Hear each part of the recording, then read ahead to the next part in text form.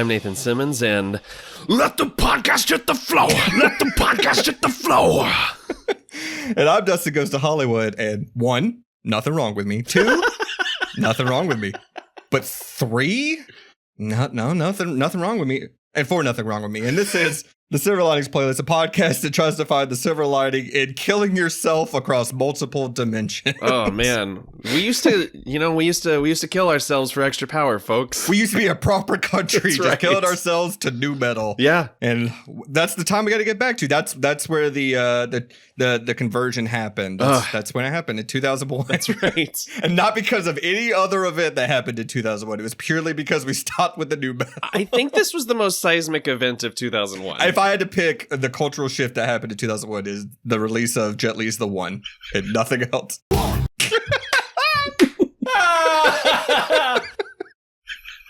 Oh boy. Well, this is the Silver Linings Playlist. If this is your first time tuning in, we are a podcast that tries to find the silver lining in some of cinema's bleakest endings. Yeah. And, when you get sent to the Hades world and you're fighting a bunch of homophobic goons, and not in the fun way either. Like, no. You're not gooning in the fun way. You're doing it the bad way. But that's where we're at. Gooning can be negative. I learned that from this movie. Who would have thought?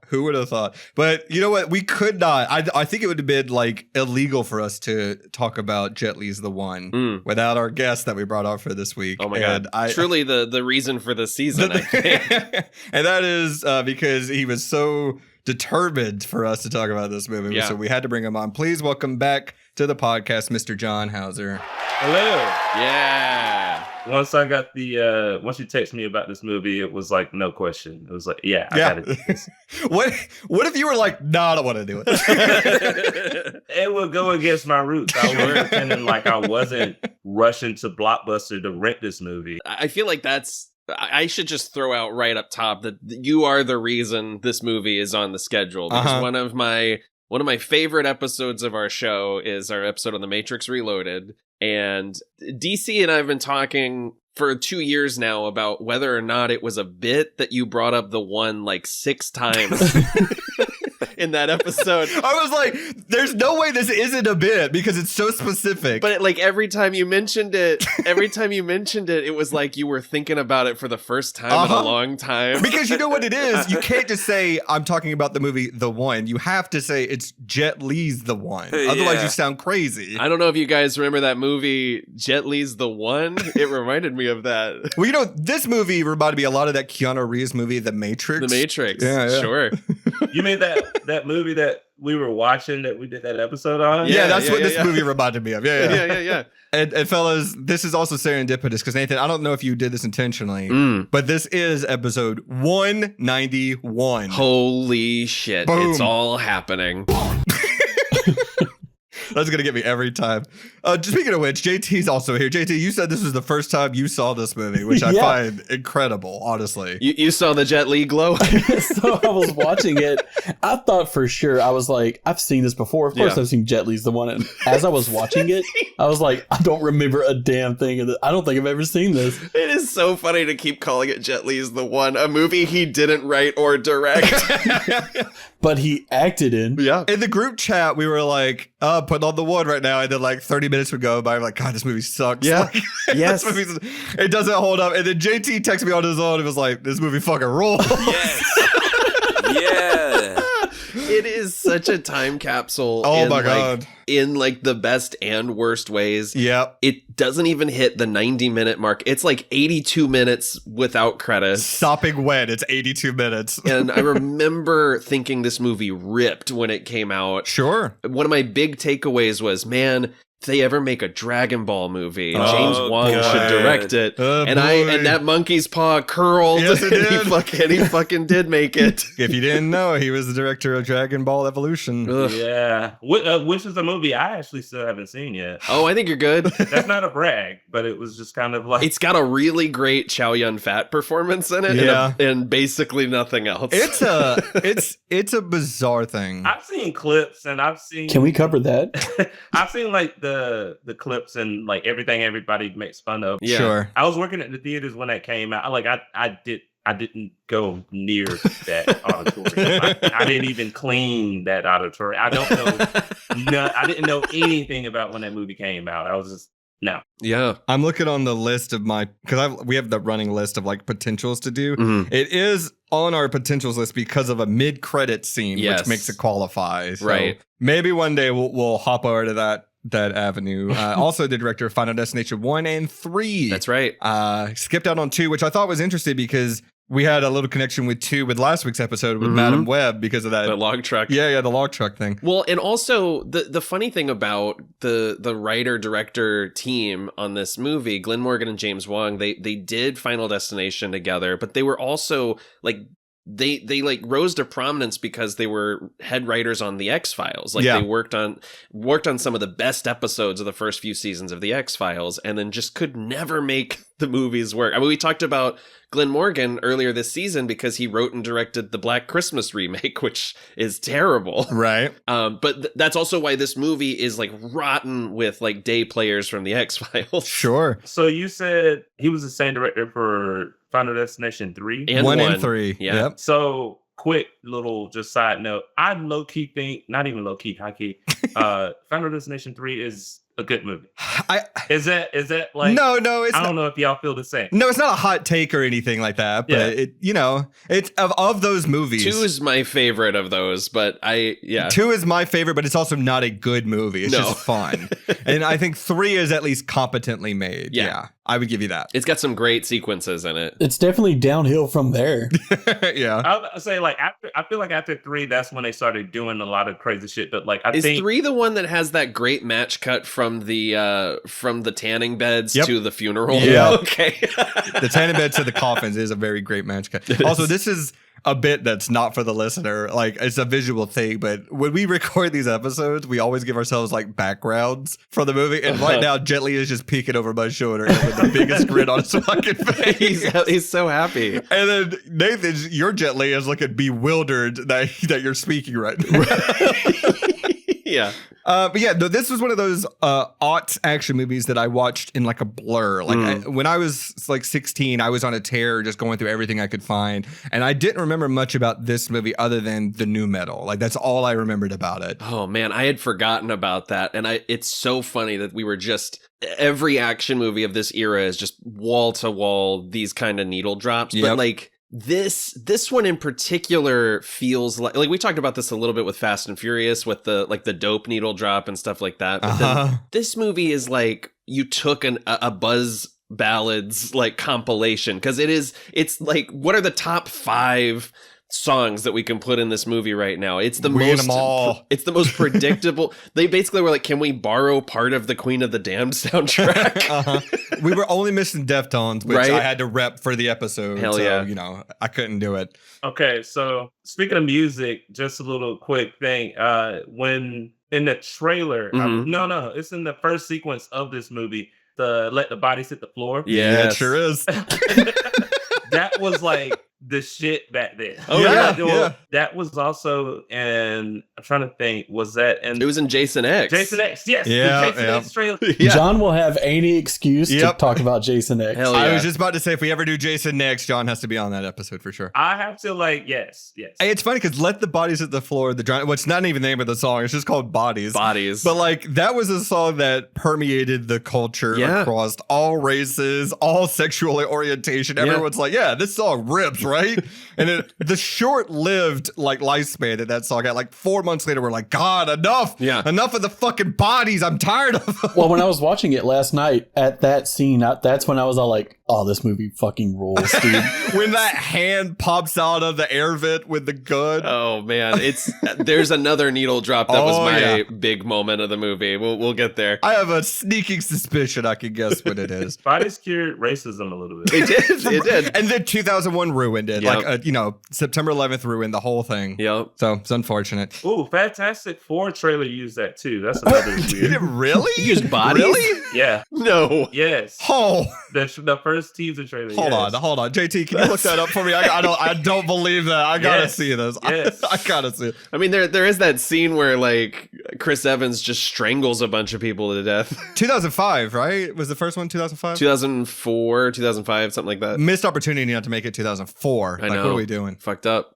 Yeah, I guess the first trailer. Well, while you look that up, I just want to say this movie wants so badly to be The Matrix and Terminator 2 because Sure. the latter especially, there's so much like the lyrics in the song during the climax. Oh, I know. They literally say the line, "It's in our nature to kill ourselves." I'm like, that's literally a line from Terminator 2. You can't do that. It also, that Papa Roach song in that last fight scene, like also I think steals Metallica lyrics from the song One. Oh, One? Like, there's like Yeah. Which you should have just put that in the movie. That one. There we go. All right, hold on. Play this trailer, JT. Let me drag it over here so we can see it. If it's the right one, I don't know.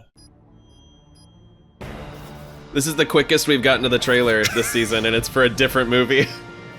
I did look it up. I did get that wrong. Oh, it is wrong? Okay, well then let's fuck this movie then. Yeah, no. Let's get out of here. I'm thinking about a different thing. Yeah. Dude, but could you imagine? I was gonna say, what a total whiplash that would be if it was in that trailer. God. Was it the Punisher trailer?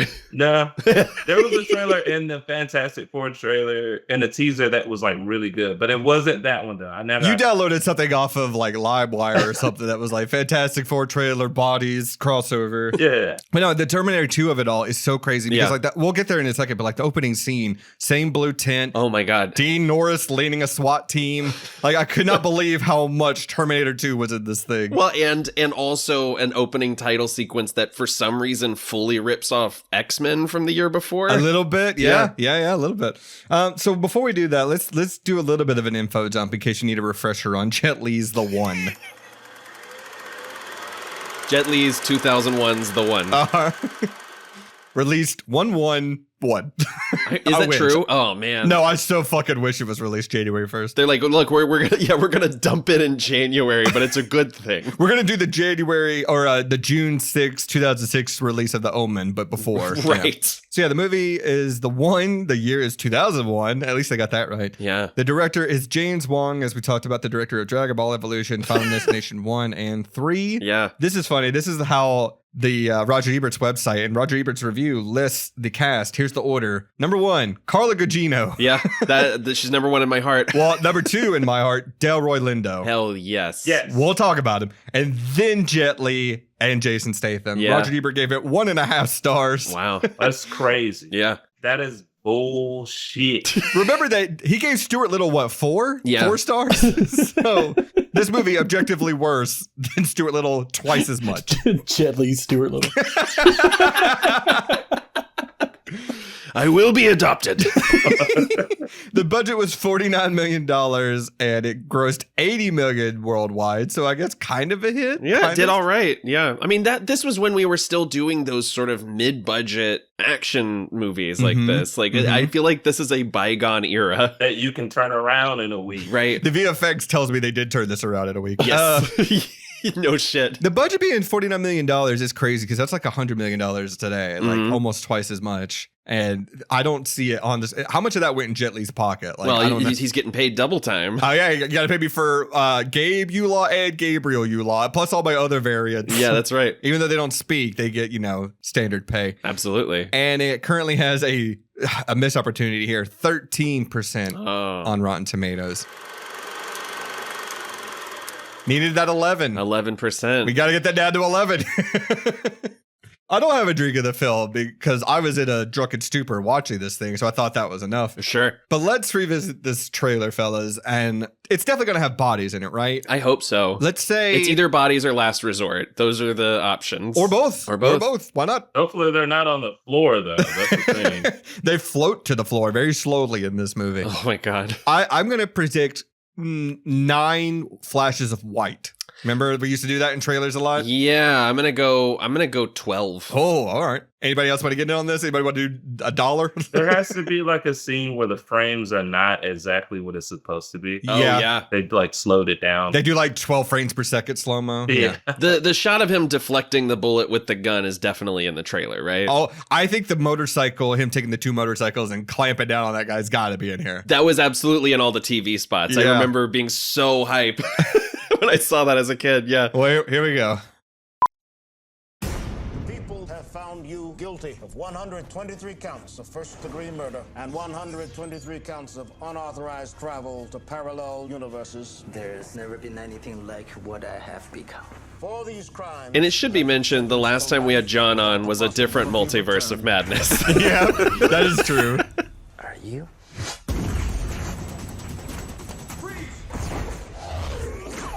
Yeah. Out there it is. That was a flash of white. There you go. 2. I'm counting those 2. 3. 3, 3, 4. There's only one place he could be going. Not a problem. Oh. Is this from the score of Mortal Kombat? Did we just Yeah, steal that? that's that orbital track. That Tracy Lords track. Miss me?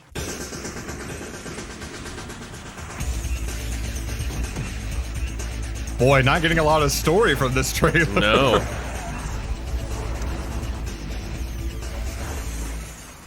Guys, I don't think we're going to get bodies. No. It's all techno. The one. The one. Okay. All right. Wild. Literally just, here's a bunch of action scenes, I guess. Yeah. So I got curious and looked up where bodies, like where it's been featured on soundtracks for movies. Oh, Yeah. boy. Bless. Oh, boy. I don't know about the trailers, of course, but it was in the 2003's Daredevil Yeah. and Punisher, 2004 Punisher. That Right. makes sense. Yeah. Punisher makes sense. And then the Drowning Pool, because I remember Drowning Pool also had a new song for the Punisher soundtrack. Oh, boy. They're 2. They had 2 of them. They were crushing it.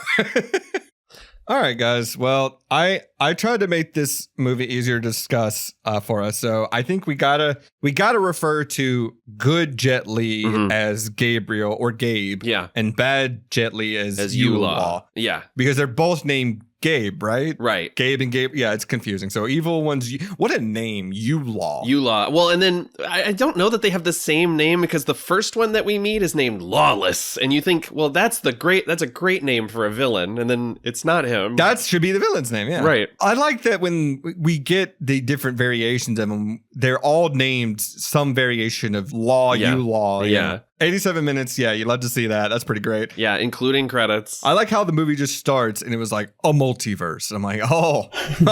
I have never seen an opening crawl that only gives us selective words Yeah. from the narration. Yep.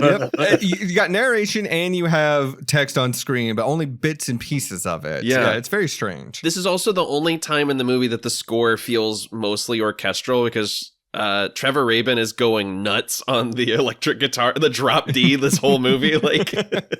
And I'm going to throw this out. I love this score. Oh. It's terrible, but it's so fun. The score and the soundtrack are just so of a time. Like you totally. literally did pick the biggest songs of that era as needle drops, Yeah. and they're all used as needle drops. Yes. None of them are diegetic or anything. Except for the one time when he's listening to Papa Roach in the car, right? well, that was going to be my point. The nerve of this movie to have Jet Li scroll through a radio stations like with the knob Yeah. and like pass up like Aretha Franklin and everything and settle on Drowning Pool. Yeah, Drowning Pool, that's what it was. And he's like, oh, finally, some delicious food. Something good, finally. Jesus, get that Aretha Franklin the fuck out of here. Oh. Not only is the music a timestamp, but like my first note is, remember when every movie was fucking blue? Oh my god! Well, we went from blue in this, and then when like the Ring came out, we're like, oh, we're going to green. We're Yeah. moving over to green now. When movies had actual color grading. Sure. Everything wasn't desaturated to shit. Well, I think I was listening to the Blank Check David Fincher series, and I think he is the fulcrum point. Oh, yeah. Because when House of Cards came out, they're like, let's just take all the color out of everything. Like, Right. And everything since then has been desaturated to hell and back. There is something to say about that. Mm-hmm. There's very something to say about that. I was watching The Irishman last night, Mhm. and it was just something about, okay, as much as I love The Irishman, it's still kind of the way it looks. Mm-hmm. Now that I've seen it 100 times, it's kind of weird now, and it's like it's Netflix's Scorsese. It's a Scorsese movie, but it's Netflixified. Yes, it gets put through the Netflix strainer. They're like, get all that color out of here, right? Get all that very well written dialogue that isn't too much and isn't too little, but let's have everyone say everything all the time. But you miss stuff like as goofy as a movie as the one is. It's extremely creative. Yeah, I mean, it's a cool concept for sure. Maybe they were a little bit too serious with some of the stuff in here, but how we were talking about The Matrix and the other episode, it's like, The Matrix came out, and then this movie clearly was trying to just capitalize off of that. Oh, everything was. I mean, within 6 months of The Matrix coming out, we had Deuce Bigelow doing Matrix gags and the Scary Movies doing Matrix gags. It was Kung Pao does the bullet time with the cow. Absolutely. And that's a year or two later. Yeah. The Matrix was again one of those movies that I describe as it changed everything. The checkpoints in film history. It's the Mission to the Moon, and then the Jazz Singer, and then The Matrix. Right. No, you can see the other reason why I wanted to pick this movie is because we got Hank Schrader in the opening sequence. I'm telling you, Terminator 2 did the same thing. I know. You barely know it's Dean Norris, but here's what you're gonna do, Hank. Oh no, we can't. I gotta stop. I'm not gonna start it. Can I ask a question though? Yeah. Is Jet Li a good actor? So here's the thing. I think when Jet Li was doing films in his native Chinese, I think he's very strong. Okay. I think he's got some really interesting. I think he's got really interesting energy, and I think he looks amazing on screen. I mean, and it's whenever he has an abundance of English dialogue that I think things become a little stilted. Yeah. I also think that his strength lies in not in this sort of overproduced kind of action. He kind of made a big deal out of when Forbidden Kingdom came out. He was like, this is going to be my last wuxia wire fu movie, right? Yeah. He really wanted to get back to basics, and I think that's where he really excels. And I just think that this movie is the wrong material for the wrong performer. I don't know. I feel like if it's him interacting with himself in scenes, why not just let him speak Mandarin or whatever? I feel like because this is Hollywood, baby. I know, right? I'm not worried about that. Jet Li's the biggest thing in the world. Let's just put him in everything. It's funny because Jackie Chan was able to somehow curtail his career from Hong Kong cinema over to American cinema. Sure, but he did it through comedy. Yes, and Jet Li is let me do it serious. Let me play it straight. I'm a leading man. Yeah. But some I think his one of his more successful American films is Unleashed. Are they going to say Romeo Must Die? No. That movie, I have a soft spot for that movie, but it's not good. Yeah. Unleashed is bonkers, and it's a largely silent or quieter performance from him. Mm-hmm. And it also allows him to do just the stuff he does best physically. And I think this was just not the right move for him. I think it's just asking a little much of him to play two different characters, because when he's mustache twirling, it comes off as goofy. And then when he's playing naive and innocent, it also comes off as goofy, because I think he's spread too thin. There is something fun about the really swaggery, smarmy Yu-Law performance. Mm-hmm. It's not all the way through, but there's moments where he's the good news is you're not going crazy. I think he has a lot of fun with that stuff. Yeah. But it's not a great performance. I think that they're also, you got to also keep in mind, this time when this came out, they're just playing off of Jet Li's celebrity at this point. Yeah, the name alone. He was on the rise for sure. Yeah, this isn't something they really put a lot of thought into. It was just kind of I can see it almost how corporate companies are when something popular pops off. Oh yeah, no, yeah. We got to get some rolling. Oh, Jet Li's the top thing. Let's get him something to hate. Yeah, Jet Li has never been a good actor. He's not from an actor standpoint, but you can rely on him when it comes to physical performances and everything. But when it comes to dialogue, and he looks good on screen. Yeah, he looks great on screen. I think he's great in Hero and some of his more stoic performances. Yeah, stuff like that. It's he's good. But when it comes to stuff like this, the one clearly people just being hey, They don't know. Let's plug him into this thing. Yeah. Do you think they just had this script laying around? Dustin, in fact, they did, and I'm going to blow your mind right now because this boy. movie started production with the intention of it being Dwayne Johnson's big screen debut. I heard about that, and then he decided to do the Scorpion King. The Mummy Returns instead. Yeah. Amazing. I did not know that. But it literally started pre-production under the title The Rock Movie. Yeah. Like that was like the placeholder title. The Rock's the one. The Rock's the one. So I'm looking at Jackie Chan's filmography because I was curious. Rush Hour comes out in what year? 96,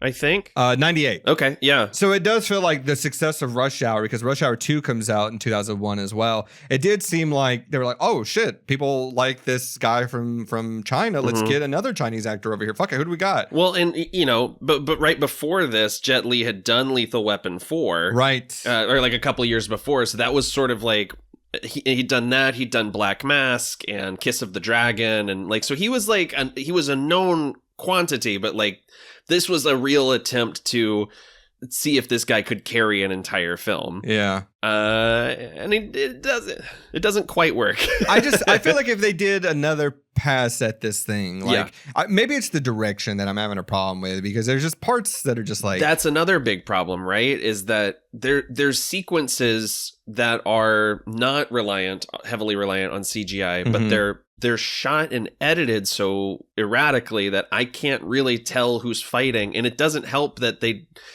arbitrarily decide halfway through this movie that both Jet Lis have to be dressed like Michael Myers. Yeah.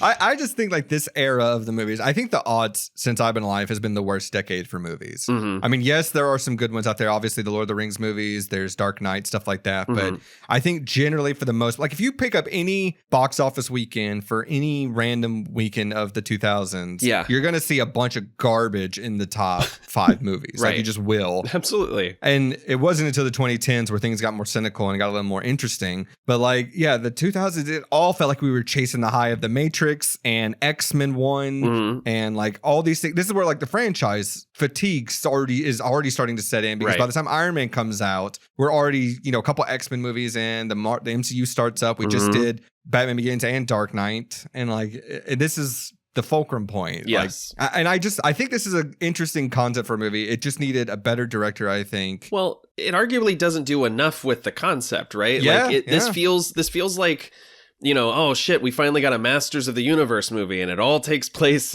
in New York City, like in our backyard. This movie tries to give us crumbs of world building, and it's about as successful as Doctor Strange and the Multiverse of Madness. Yep. Like we see President Al Gore on television for like 3 seconds. Boy, can you imagine a utopia? Can you imagine? The bit that really threw me off was the quote unquote real world where George Bush signs universal health care into law in 2001. I know. Well, the thing, speaking about the Multiverse of Madness, at the end of the movie, when he gets thrown to the other universe, I was like, I'm expecting Pizza Papa to show up with this goofy ass world. Oh my God. In that little banana car? The little banana car. Seemingly the only difference is the vehicle production. And everyone dresses like a dickhead. Everyone dresses like they're in Dude, Where's My Car? Like the giant alien women. Yeah. I want to point out that, all right, Delroy Lindo? Yeah, Delroy Lindo. God. The only actor making this work. Yeah. It wasn't until I was thinking about it and I was like, wait, he's in 2 Jet Li movies. He's in Romeo Must Die too. Oh yeah, right. He's such an underrated actor to me. Like he should have. I think he should have won or got a nomination for Congo. Yeah, Congo as well. So the thing about Delroy Lindo is like he is so put into this mold of like, we're gonna have him play a detective of some kind with a white guy partner, because I'm thinking of Gone in 60 Seconds with Timothy Olyphant.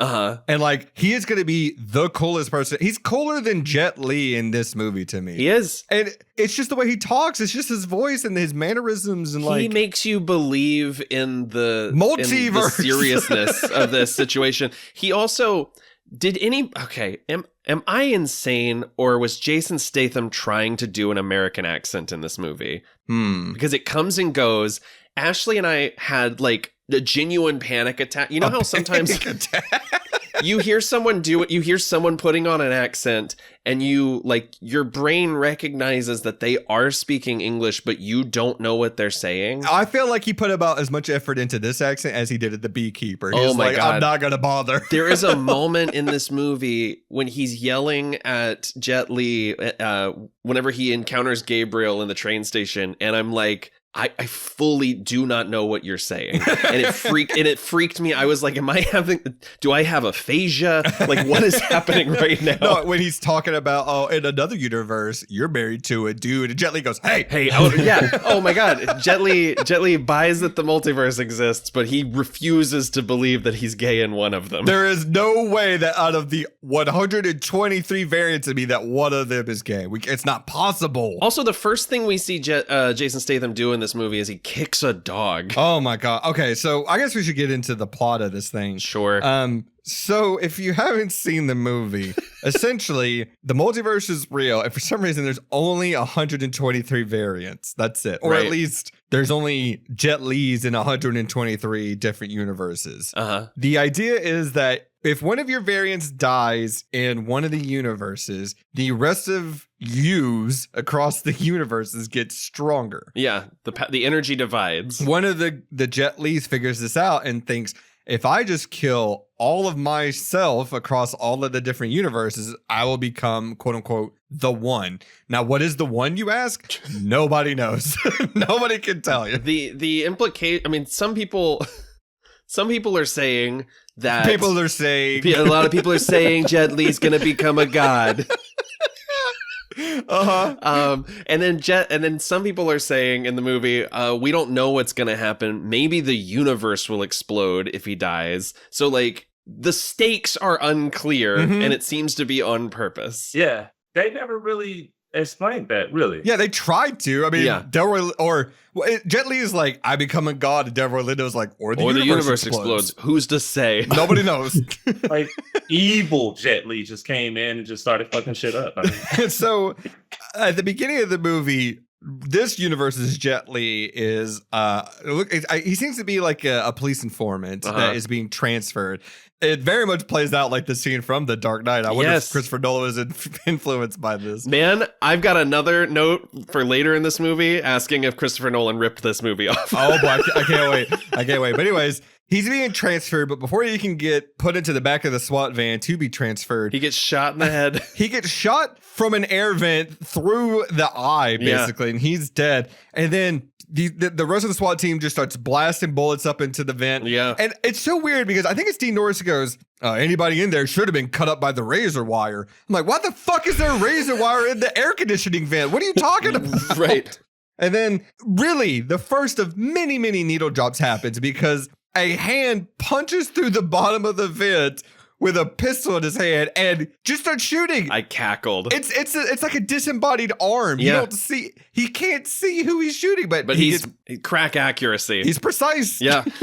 And that's when we get Bodies played for the first time. And the fight choreo isn't terrible, but it's spoiled by all the silly, like, floating and speed ramping effects. I think that's cool as fuck. I'm sorry. I think it's cool too. I wrote down hell yeah.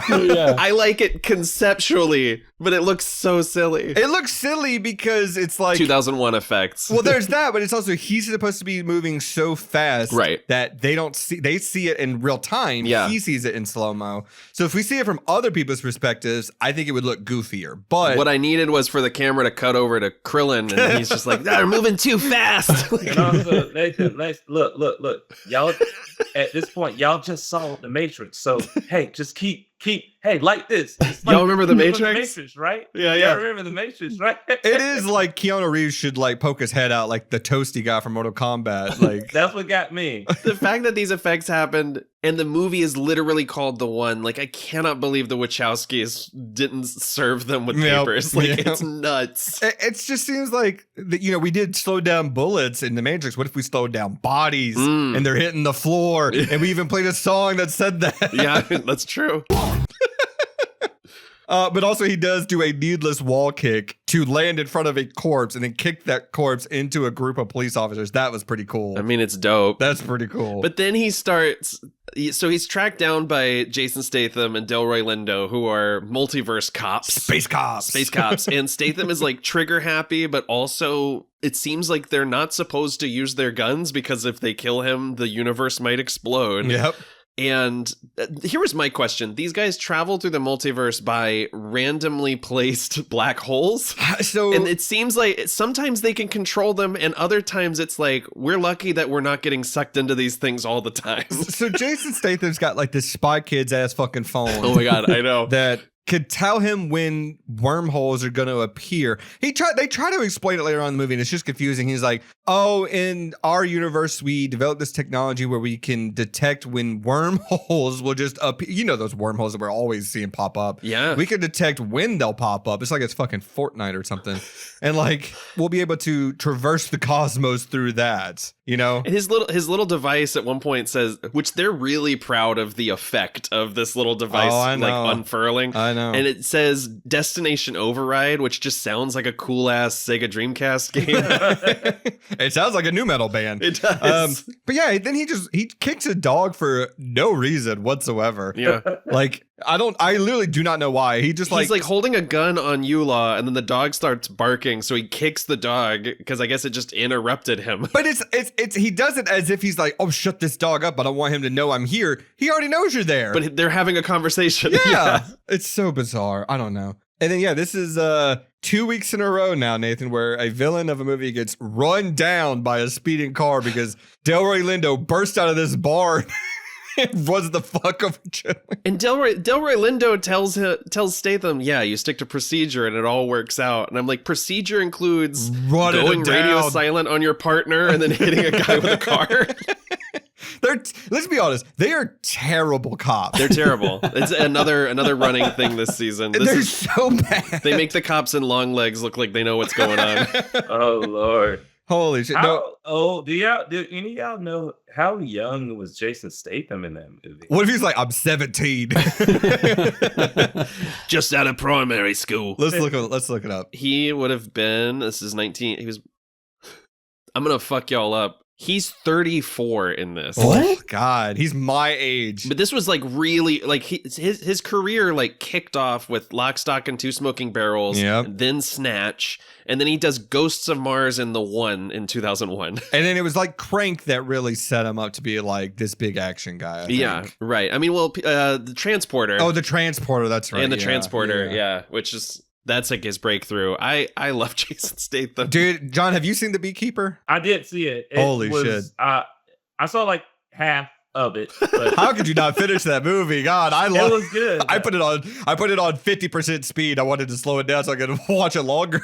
Speed keeper over here. I like that Jason Statham is kind of making a little resurgence now. He got The Beekeeper and he has the other movie coming out, same director and everything. So yeah, they're doing, him and David Ayer are doing another movie that's not Beekeeper 2 as far as I know. Mm-hmm. It feels like this movie stole outfits from Starship Troopers. Like, look at this shit. Oh, absolutely. But I kind of dig the little samurai helmets they've got on. Yeah. They're like, fuck it, throw some Star Wars in here too while we're at it. And I like the visual of the wormhole travel, like being torn up and spit out the other side. But I kept thinking, like, there must be a way to do this that doesn't give you like shatter face. It looks painful, man. Yeah. It looks very painful. The way they acted when they all three like got sucked up in the wormhole or whatever. Hey, say that slower. Like they're acting like there should only be like one person doing it. And I was like, when they all landed, I was like, oh, this is like a Freaky Friday thing now, right? They all switch bodies. Oh. Wait, how many?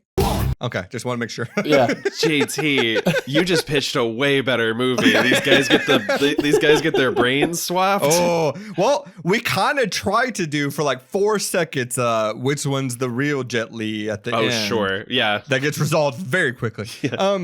We've talked about this before. I think in maybe Basic Instinct was the episode we talked about it, Nathan. But Carla Gugino's evil variant here. Oh my God. It looks like in the script it is written that she boobily enters the room. Like, yeah, she breastily enters the room. Yeah.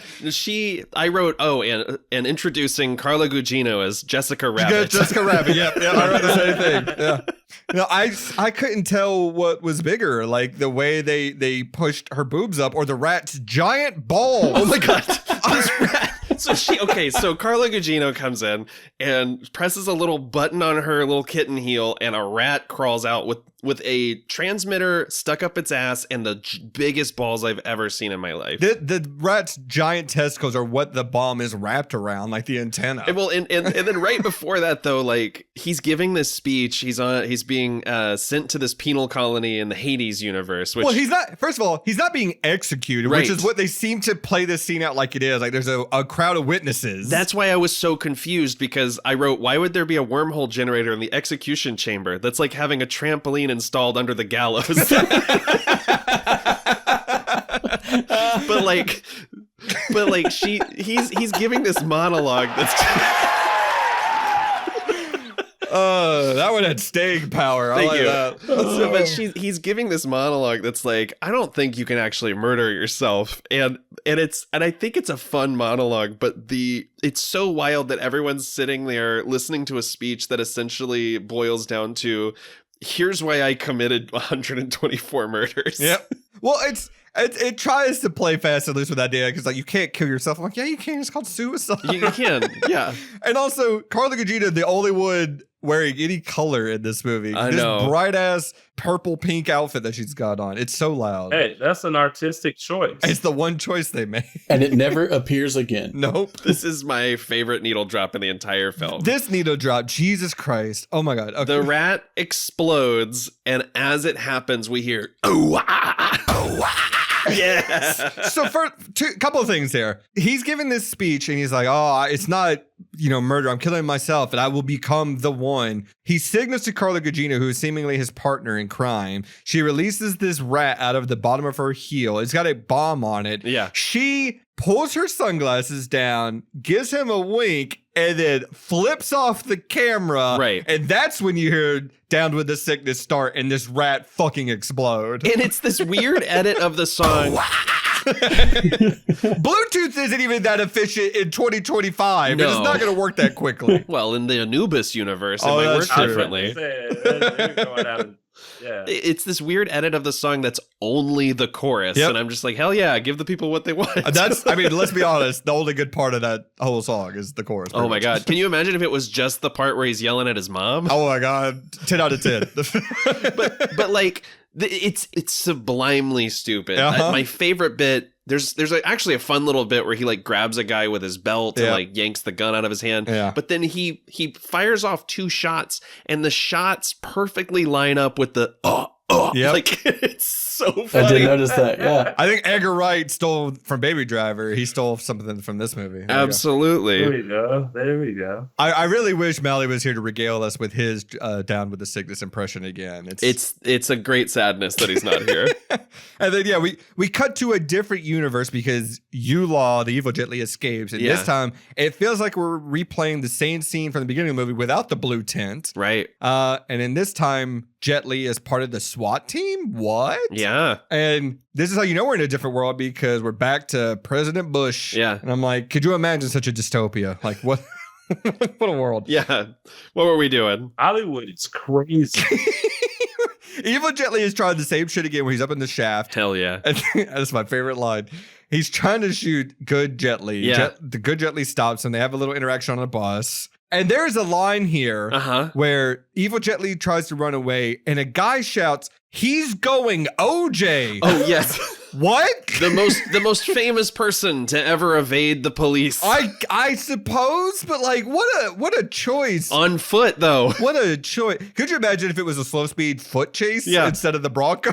And also like a 7 years too late reference. I want to use that at work now. He's going OJ. Everyone's about, what do you mean by that, John? Real quick, what do you mean? JT, can you look up if O.J. Simpson ever gave his thoughts about Jet Li's The One? I just want to know. I'm not going to look that up. There's lots of different universes. Y'all take care. How many thumbs up did he give The One? God.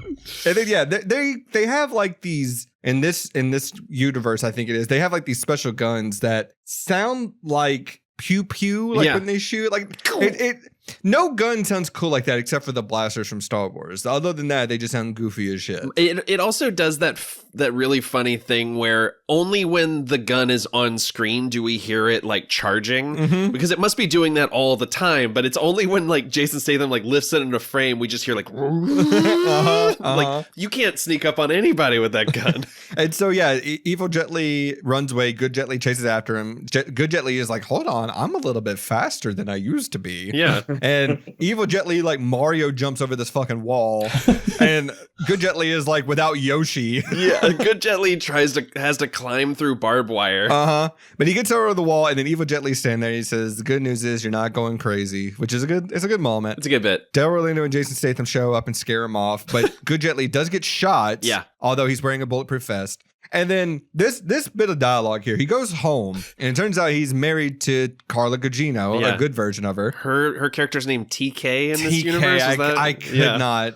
There's another movie where a character's name is TK, and it just kept going like it's grating on the ears for this character to be called that. Yeah. But anyways, I know it's 2001, but we got to cut out the trope of someone saying "newsflash" during dialogue. Oh yeah, because he says, I got shot. She goes, well, why didn't you go to the hospital? He goes, it's okay. I got a bulletproof vest on. She goes, well, you should still be checked out. Right. And he goes, no, you're a doctor. You could check on me. And she goes, no, I'm a vet. She goes, newsflash, you don't have paws and a tail. Good one. Can we take another, a rewrite on that line? Can we try again? I was so distracted by this man wearing all of his SWAT gear home. Yep.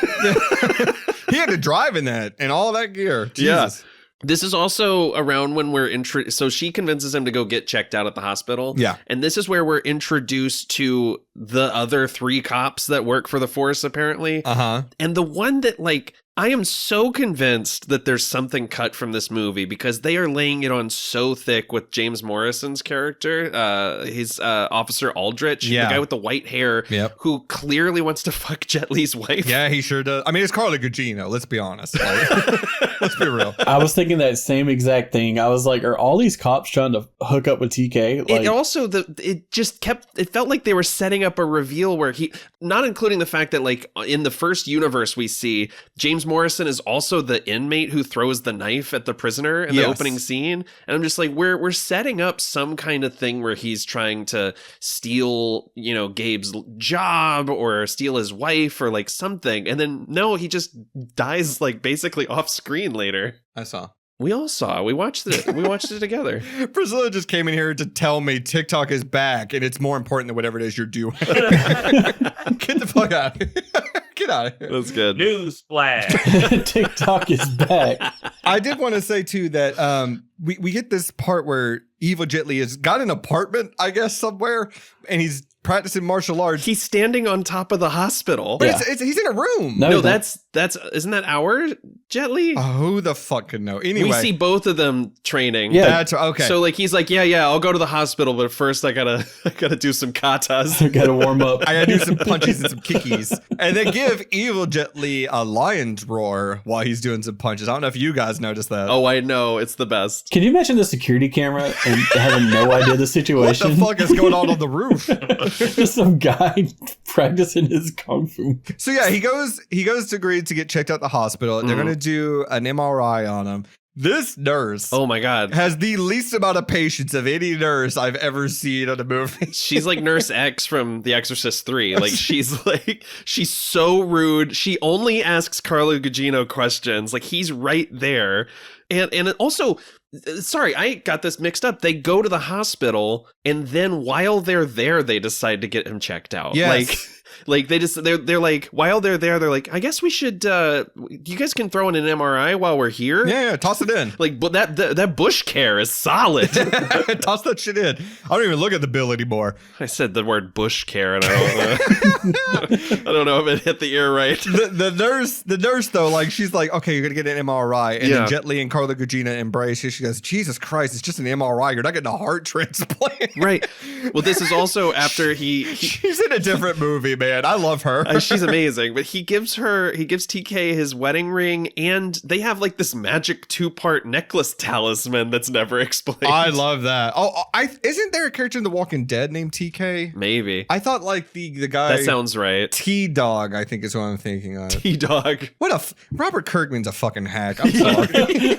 God, Jesus Christ. Just because of T-Dog, that just changes the entire opinion. Yeah, well, there's been a couple of reasons why, but that really just just stuck in my craw. Mm-hmm. Yeah, no, that nurse is incredible. But yeah, he goes to get an MRI, and then evil Jet Li shows up. Yeah. And he tries to get our good guy version of Jet Li. Yeah. The machine turns on, and of course, it's a giant magnet, basically. So their guns get drawn to it and everything. Mm-hmm. Delroy Lindo and Jason Statham show up. And again, the worst fucking cops, because evil Jet Li gets into the MRI machine. You know, those things that have very little room, and then they still can't fucking get them. Like, well, I could not deal with this. They're shooting like 1,000 bullets at him, and I'm at this point, I'm like, do they want to kill this guy or not? I also really enjoyed Delroy Lindo knocking the MRI tech out and saying, "Be still." Oh my god, there's so many like side characters that our characters just kind of elbow really hard and knocks them out. This technician here, the guy that he knocks out, should have been like Tony Hale. I wish. I so wish it was somebody. But the two are running through this hospital and everything. At one point, the cops see good Jet Li. They're like, we gotta like take you in. We don't know what the fuck's going on. They think he's started attacking and killing people. Right. Yeah. And then he kicks a guy into a Pepsi machine. And this is now 2 weeks in a row. Prominent product placement from Pepsi. I expected Madame Web to step in out of frame and be like, bonjour. Let's try. Au revoir. I do think all the tussle with the handcuffs is really good. Like, that's some fun Jackie Chan shit in the hallway with where he's like handcuffing all of them together. Yeah, that is some good stuff. Like, there's the martial arts stuff isn't half bad in this movie. Yeah. And none of you have seen American Movie, right? I've not. You guys are not going to get this reference at all, but our listeners who have seen it are going to lose their fucking mind, because if you don't know, the main character, well, he's a real guy. The main person in American Movie, Mark Borchardt, has a cameo in this movie as one of the coroners. I thought he looked familiar. Jason, have you seen American Movie? You've made me watch it. That's right. I did. I sat your white ass down and made you listen. This is him right here. There he is. It made me watch. The other coroner who makes a transphobic joke is Darren Morgan, the brother of Glenn Morgan, who has written some of my favorite X-Files episodes. I was at first delighted to see him, and then real bummed about the scene. I forgot, because I knew that Mark Borchardt had a cameo in this movie. Yeah. And my eyes lit up when I saw it. I was like, there he is.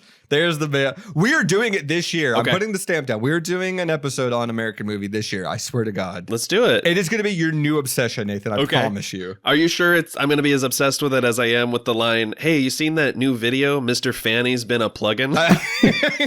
Well, there goes my pick-me-up right there. Also, this is where Delroy Lindo and Jason Statham have an argument about which one of them should sacrifice themselves, but they don't explain. It's to get the soul stone. That's, they got to figure out. Yeah, they're like, sync your repeater. And they don't tell us what this means, what it does. We don't find out for another like 30 to 40 minutes of screen time.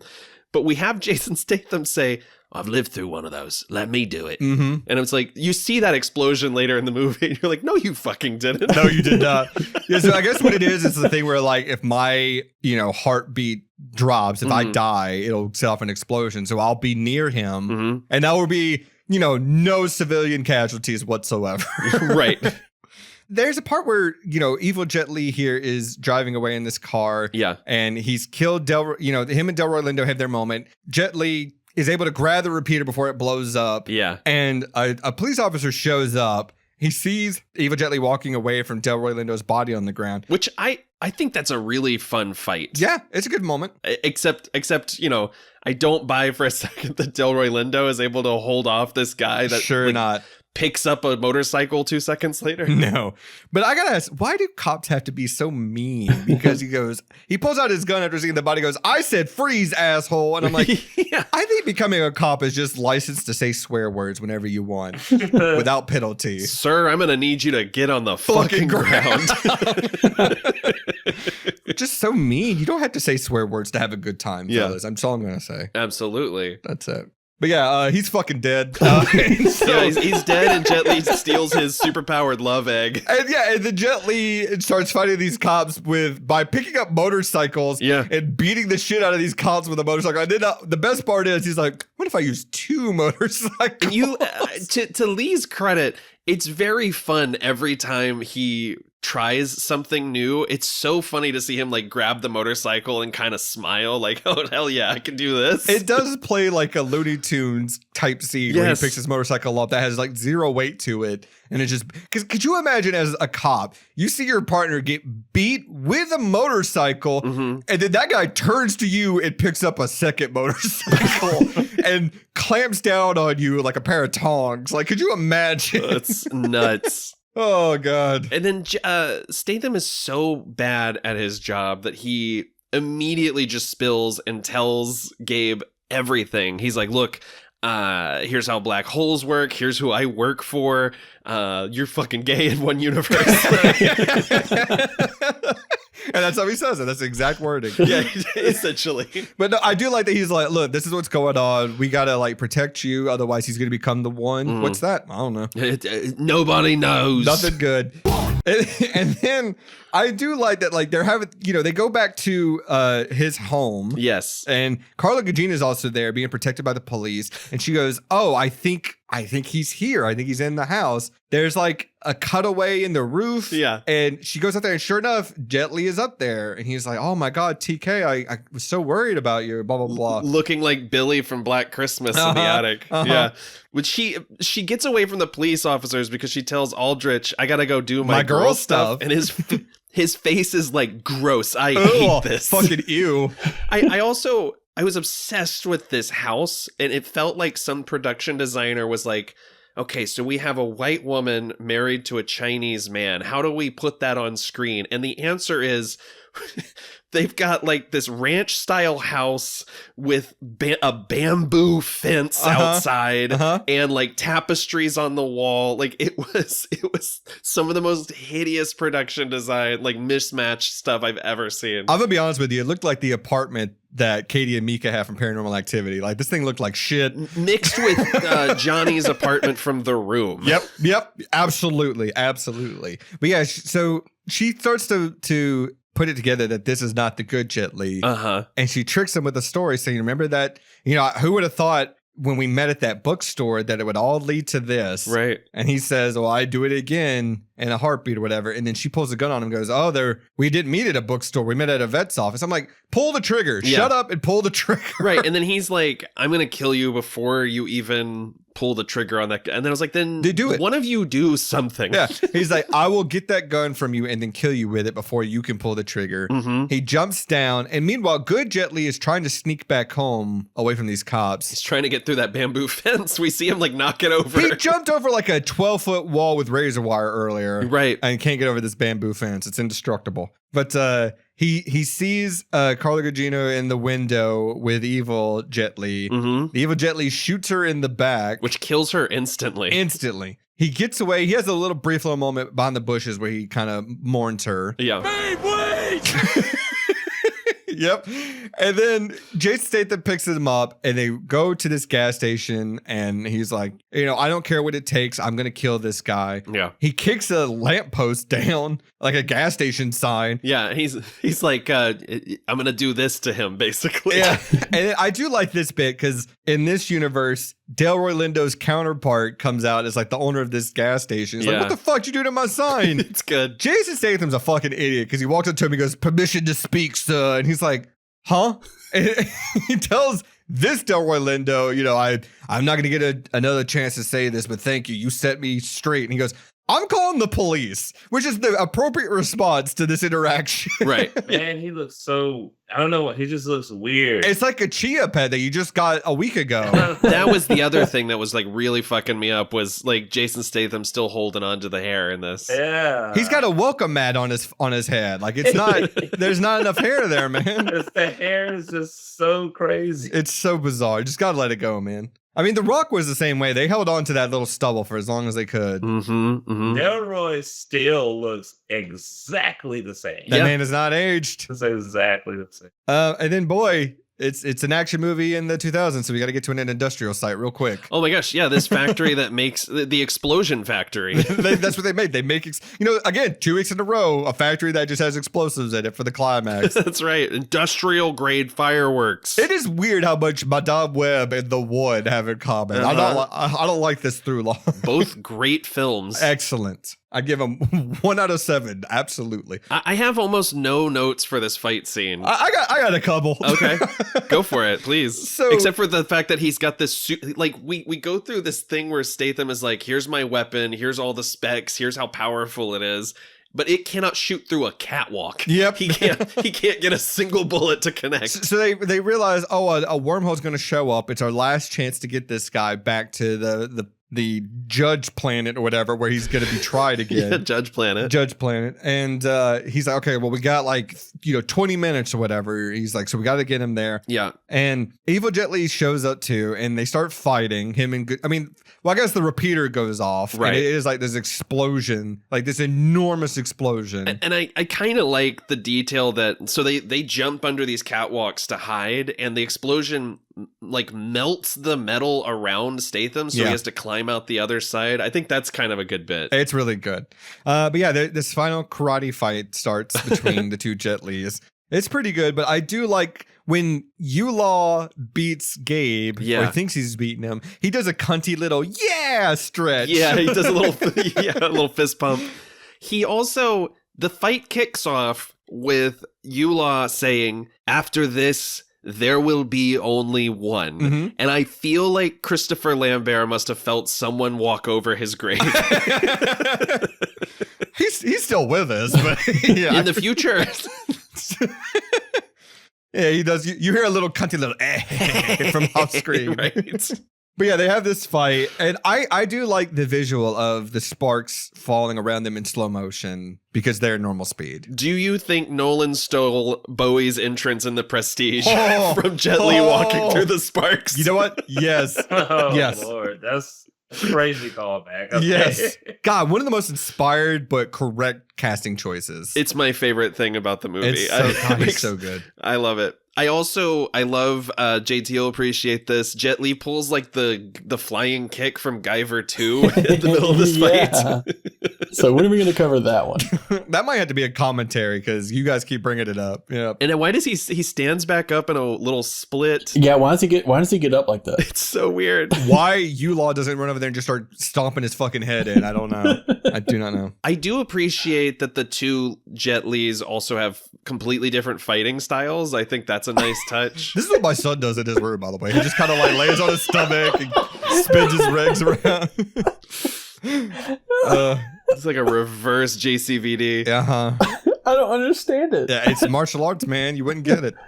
I guess not. But yeah, they have their little fight, and good Jet Li defeats bad Jet Li. The wormhole opens up, and the two of them and Statham get teleported back to the judge planet. And there's a brief moment of interest here where because this travel thing like really wears on you. It's like jet lag, like Jet Li lag. We were all racing to that fucking joke. I could see it on everyone's faces. God. But it's apparently so bad that it like cripples you for a moment. Yeah. And so they go to pick up who they think is bad Jet Li to put him in the chair to transfer him to the prison planet, which, is called the Hades world or whatever. And then like 4 seconds later, Jason Statham notices the indent where his wedding ring would be. Yeah. And he goes, oh, wait a minute. That's the good Jet Li. You're putting the wrong one in there. It's that guy. It literally is so easy as him being like, that's not Yulaw. This is Yulaw. Yeah. And they're like, all right. And everyone's like, oh, okay. They do not give these other extras lines. No. Like there's no. We're not paying them at all for a speaking line. They barely nod their heads. Mm-hmm. No, I just thought it was funny that like that could have been something interesting, like, or even like a cliffhanger ending of like, oops, we sent the wrong, set up a sequel. Why not? The 2, the 1:2. Yeah. But it is funny because like they send evil Jet Li to the prison planet, and then with good Jet Li, they're like, well, he knows too much about. We haven't made first contact yet. Basically, right? We've violated the Prime Directive. But their plan is to just send him home. Yeah, send him home where he will be wanted for all of these crimes that evil Jet Li did. Yeah, because he can't clear his name. And so Jason Statham breaks the rules and sends. Okay, here's the confusing thing. Okay, does he send him to another universe that seemingly has all of the same things happening, or does he send him back in time? To the same universe. In time. He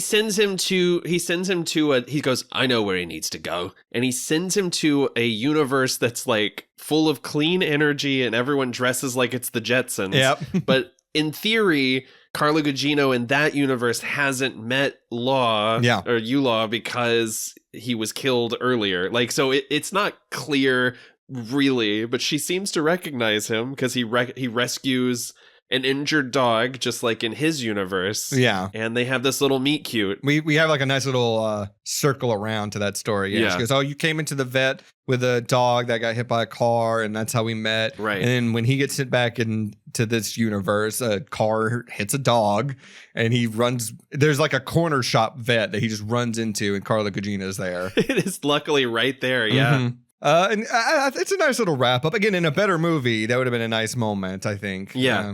And then, Nathan, this is your pick. Do you want to tell us the ending of Jet Li's The One? Absolutely. So we cut to Outworld. Meanwhile, in Outworld.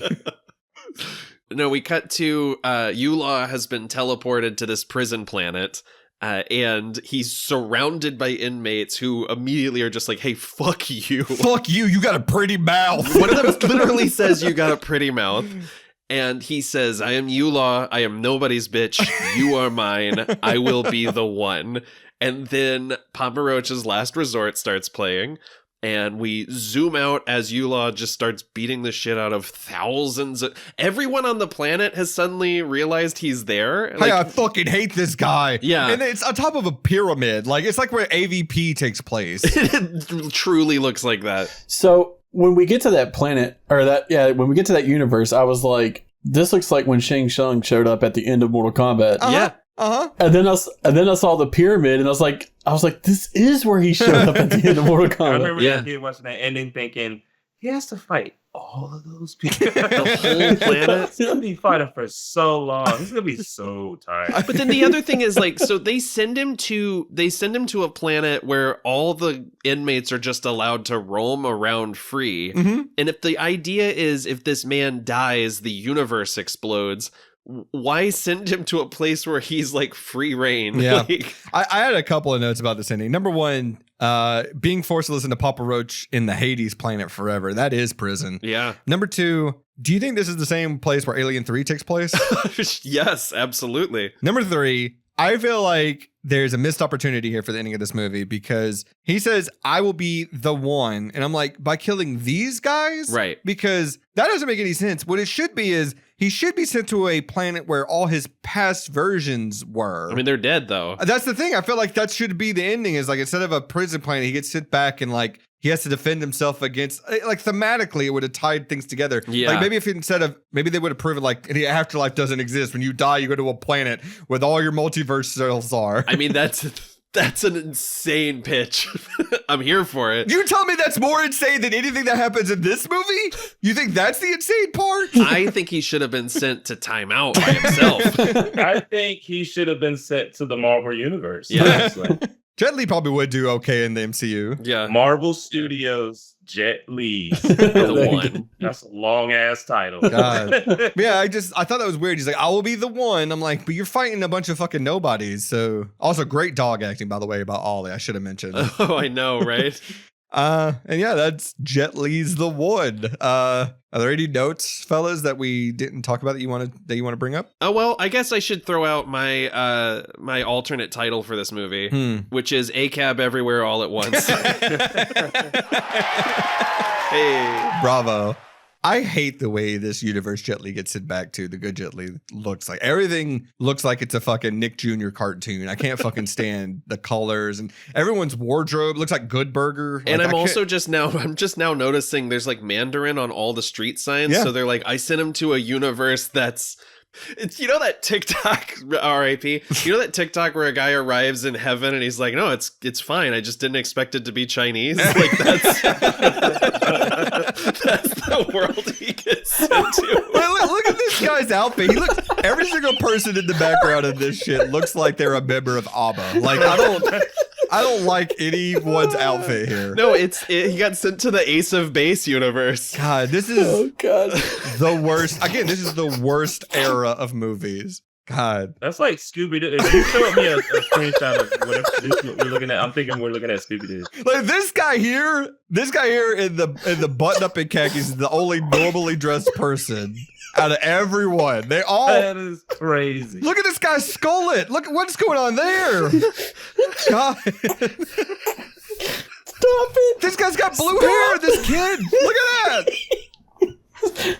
Fortnite. No, I'm saying everyone looks like a dickhead. Look at this guy. It's like they got a deck of the Flintstones set. There's a gift shop in the animal hospital right up front. With the Pink Panther, by the way. Look at that. This looks like a Fortnite lobby. Like, what the fuck is going on? Look at all these people. Now, all right, so now this screenshot here looks like Too Fast, Too Furious. It does, yeah. David Byrne's back here. What is going on? John Singleton's Jet Li's the one. God damn it. This looks... All right, Marvel Studios, John Singleton, Jet Li's the one. If you have a chance, audience, to go back and watch the movie, just pause the movie when Jet Li gets thrown back to like his new world, the good Jet Li, and just look at the extras in the background. It is, first of all, not an ounce of melanin. I don't see a single one. No, but like Jesus fucking Christ, the outfits. It's awful. It feels like somebody's gonna start breakdancing, and I'm not gonna like it. Those extras total at least $100. and they were all reused for Ron Howard's The Grinch. 12 hours. 12-hour shoot. God damn it! Look at what's going on here. Jesus Christ! That guy's dressed like Sideshow Bob. Anyway, they're not even extras. They're just there. They were just there on the lot. I'm sorry. God. Yeah, there was like a Universal lot tour and they were just filming a movie there. You guys want to be in the movie? Sure, show up. Come on. That is Jet Li's the one, fellas. Nathan, I'm so sorry. Oh, fuck. So let's get into Prop Cop. All right, for our new listeners, Prop Cop is where each of us are going to look at the movie The One, and we're going to take one prop each for ourselves. Mm-hmm. Nathan, your pick. You get first dibs. What prop do you want the most from Jet Li's The One? I would like a sensible shoe with a fun little mouse compartment. That heel is so long. It's that bonkers. Is a long heel. It's bonkers. John, what about you? Is there a prop from The One that you think would be cool to own in real life? I want the dreads that he wears. Yeah, we didn't really talk about that. Yeah, we did. There's a moment where the judges are going over like all the past variants of Jet Li. I need Dread Li. Dread Li. He borrowed the dreads from Jack Black and I Still Know What You Did Last Summer. And he borrowed this wig from Owen Wilson. God, Fook Law. What a name, by the way. That's one of the victims. Fook Law is good. He looks like he belongs on Chips. Like he should be one of the California Highway Interstate Police, whatever. Incredible.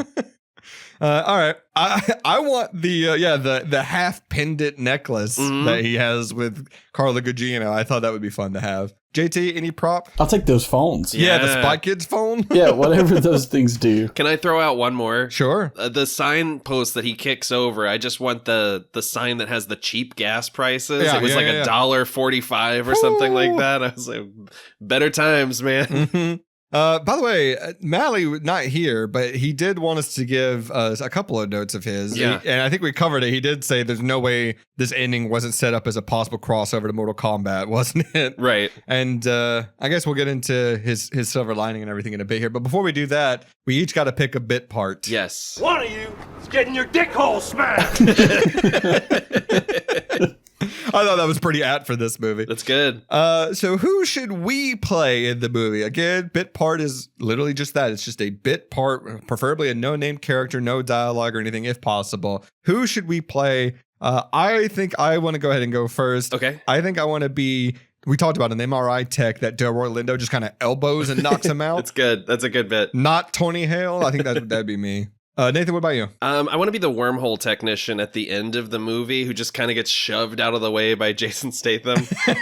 Uh-huh. He like, you can tell it bums him out, but he's not allowed to like vocally react. Is that the one that he's trying to scan Jason Statham and Statham just kind of pushes him away? Yes. Yeah. I wrote that guy down too.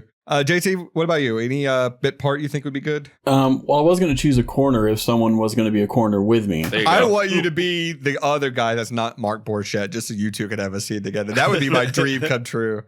John, what about you? Who are you going to play? I think I want to play the Dread. It is a bit. That would be so goddamn funny if, like, one of your variants is also this black man with dreads. He is a whole nother character with no speaking lines, Dustin. It fits. I need to have everything to do with with Fook Law. Yeah.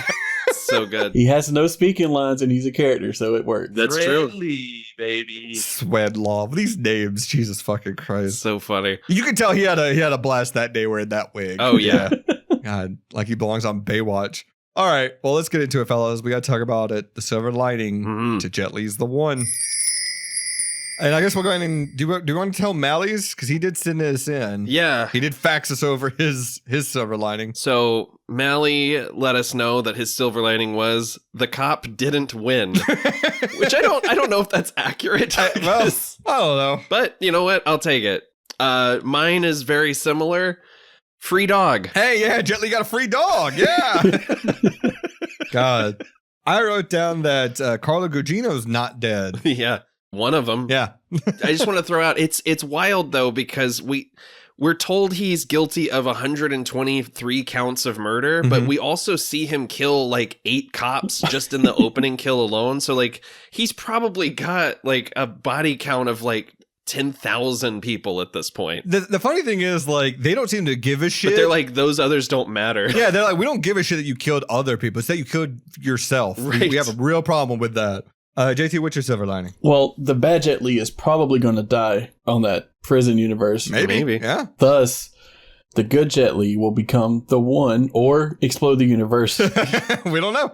Who the fuck knows what happens? Both are silver linings, though, let's be honest. There you go. Delroy Lindo quotes the Lost Boys, basically, because they're like, what happens if you become the one? And he goes, some people say you explode, some people say you implode. And I was like, what?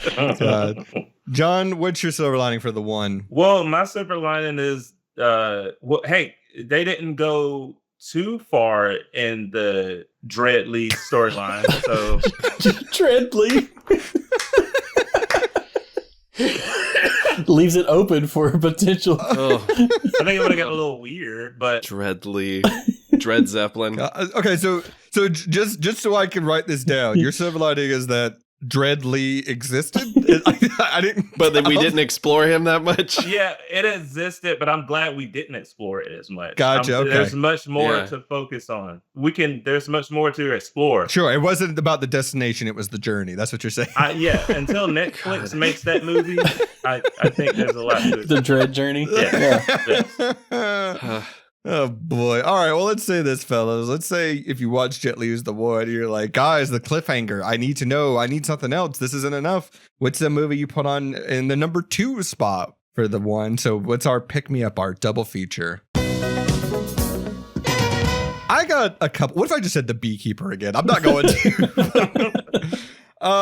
I'm going to say Air Force One. Nice. You got to watch that after. Get some more ass kicking in your afternoon. Love that. JT, what's your pick me up? So I'm going to say Gone in 60 Seconds. I knew someone was going to. Since Mally's not here. Yep. So because after I watched this, it had like things related to this movie, like recommendations. More Delroy Lindo, yeah. And more Delroy Lindo. And I was like, fuck, I haven't seen Gone in 60 Seconds in forever. And I watched that entire shit. It was so good. That's gotta be the most recommended double feature on this show. Because I think so. It's been Mally's like 7 times. For like a very mediocre movie, if we're being honest. And then I think I've recommended it once. Oh, I have for sure. Yeah. I love it. Maybe the most threatened episode of the show. Yeah. Like we're gonna do an episode on Gone in 60 Seconds at some point. That's our final episode.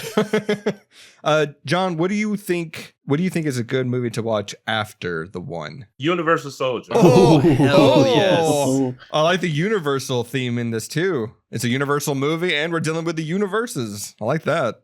Nathan? Okay, so buckle up. My original plan was to recommend a good Jet Li movie. But then something magical happened while I was watching this film. Oh boy. I had to watch it in 2 sittings because You had to watch the 1 and the 2? yeah, Okay. it takes 2. I watched I was watching this movie when my fiance came home after a very long day at work, and she asked me the words every man wants to hear. Have you ever seen Dracula 2000? And that's how you knew she was the one. That's The how you one. knew. And I said, I have you? And she goes, no, and I really want to. Oh, and so no. then I stopped the one, then watched Dracula 2000 in its entirety. And I gotta say, lots of crossover, terrible heavy metal soundtrack, weird flashy editing. I think it's a terrible movie, but if you want a companion piece to the one, I really think it's a good bet. I don't disagree. That is a terrible movie, though. We got to be upfront. And I love my wife. And I love your wife, too. And I love my wife, and I love his wife. I love everyone's wives and kids. Yeah. Love them all. I got to ask, and I think I know the answer, at least from one of us here. Mm-hmm. Do we recommend Jet Li's The One? No, I think you could watch some like if you're question. I think you can pull up the fight scenes on YouTube if you're curious, but I don't know that this is like one that I'm stoked that I revisited, but I knew it was going to be a fun episode. I think it's good for exactly watch. Just so you can hear the new metal needle drops. Yeah. You can see this rat's giant balls. You get that? Yeah. You get Delroy Lindo, pre-bald Jason Statham. There's a couple of cool visuals in this. Like I said, the slow motion of Jet Li fighting himself with the sparks all around and everything is a cool visual. Yeah. But literally just the one time. I don't think you need to... Excellent timing, JT. The one time. You don't need to buy the DVD or anything. Just stream it. Just one time. One time. Fuji's. JT, what do you think? This was your first time watching it. Are you going to go back for seconds? No. So... So I think my opinion is just like y'all's. Like, if you've never seen it before, it's absolutely worth the watch. I'll never watch it again. All right. Well, you heard it here first, everybody. Well, that is Jet Li is the one. If you haven't already, please subscribe, rate, leave feedback wherever you're listening to us right now. If you want to catch up with us on social media, you can do so by following us on Twitter, Instagram, Blue Sky, and if it's still there, I don't know, TikTok, and I guess we'll find out. yeah, all the other stuff. I mean, we're recording this like 2 weeks out before you hear it, so who knows what's going on with that. If you want to, you can also check out our subreddit at reddit.com/r/Silverlinings playlist. You can check out the website, TSLPpodcast.com. You can also check out our Patreon if you want more of the show, if you want episodes dropped early, if you want bonus materials like Show Guys, which if you're a member of, I think by the time this episode comes out, let me do the math here. I think by the time this episode comes out, we will be putting out our final thoughts episode. It will have just dropped about the whole Show Guys experience, and we announce what we're doing next. You won't want to miss that. No. You can get that on our Patreon at patreon.com/Silverlinings playlist for only $1 a month plus a 7-day free trial. And if you want to submit your bit part suggestion for the show, for our drops there, you could do so by using the contact us form on our website or emailing us at the silverliningsplaylist@gmail.com. John, thank you so much for coming back. And I think now 3 times we've talked exclusively about multiversal movies in some capacity. Yeah. It fits. Thanks for having me. No, this is fun. It's a good theme going on here. Well, I think all that is left to do, fellas, is I got to give you a clue for what's going to be our next episode, our Valentine's Day episode. Oh boy. And all I have to say is Silo. It has to be Silo. I have said, I think I've said on this show, that is a banned episode from this show. Will never be covered. I cannot do it.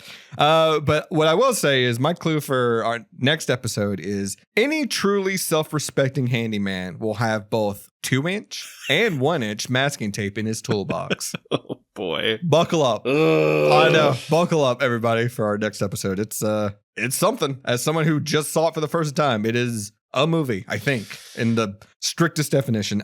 Sure. Well, without further ado, thank you for listening, everybody. Tune in next week. And rest in peace, Oatmeal, and all his variants across all the different multiverses. That's right. And as always, I got to go do my girl stuff.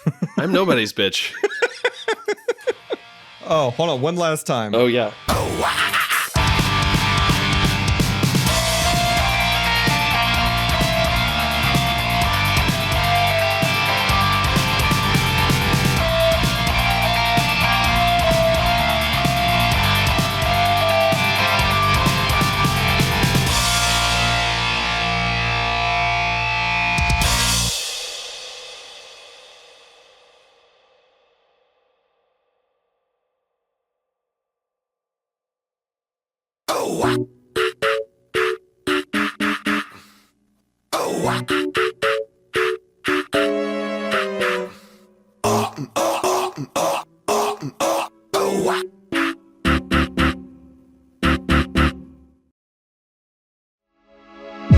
And that wraps up another fantastic episode of the Silver Linings playlist. If you would be so kind, we ask that you leave us some feedback on how we did, plus a like and subscribe. We'll be back next week with another great episode. See ya!